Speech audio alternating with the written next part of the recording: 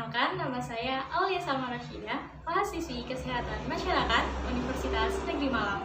Pada kali ini, saya akan membahas tentang bakteri Escherichia coli atau yang biasa kita kenal bakteri E. coli.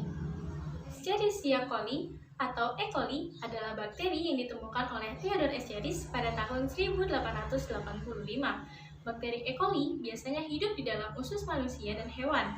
Selain itu, bakteri E. coli termasuk dalam golongan bakteri prokariota, yang artinya ia tidak memiliki membran internal yang memisahkan antara nukleus dari sitoplasma, dan bakteri ini berkembang biak dengan cara pembelahan biner. Kemudian, bakteri E. coli, dinding sel yang mengandung mukopeptida yang menyebabkan kekakuan pada sel bakteri tersebut. Berdasarkan gramnya, bakteri E. coli termasuk bakteri gram negatif, dan kebanyakan bakteri dengan gram negatif bersifat patogen, yang artinya ia mampu menginfeksi organisme inangnya. Selain itu, bakteri E. coli juga termasuk bakteri anaerob yang tidak membutuhkan oksigen dalam proses pembentukan makanannya. Untuk memenuhi kebutuhan hidupnya, bakteri E. coli melakukan metabolisme fermentasi dan respirasi. Nah, struktur bakteri E. coli dapat kita lihat pada gambar di samping ini.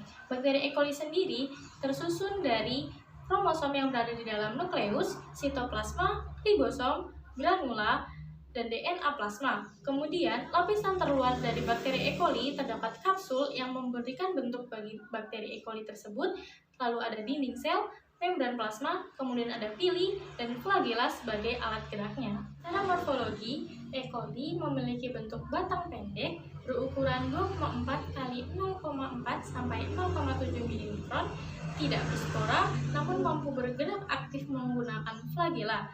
Dan bakteri E. coli mampu bertahan pada suhu 55 derajat Celcius selama 60 menit dan mampu bertahan pada suhu 60 derajat selama 15 menit.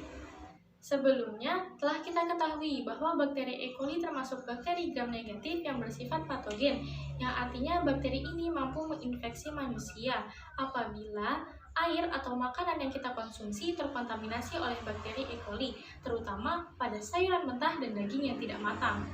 Lalu, penyakit yang disebabkan oleh bakteri E. coli antara lain diare, mual-mual, muntaber, infeksi saluran kemih, penyakit radang panggul atau PID, dan meningitis pada bayi, terutama bayi yang terlahir secara prematur. Lalu, apa sih tanda dan gejala ketika kita terinfeksi oleh bakteri E. coli?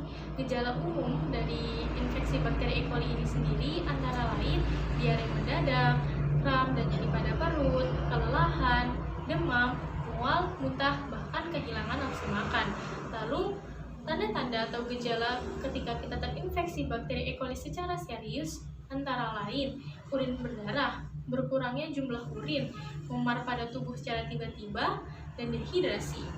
Untuk itu, agar kita terhindar dari infeksi bakteri E. coli, kita harus selalu menjaga kebersihan diri, kebersihan makanan maupun minuman yang kita konsumsi. Itulah pembahasan kita kali ini terkait dengan bakteri Escherichia coli atau yang biasa kita kenal dengan bakteri E. coli. Sampai bertemu di pembahasan selanjutnya.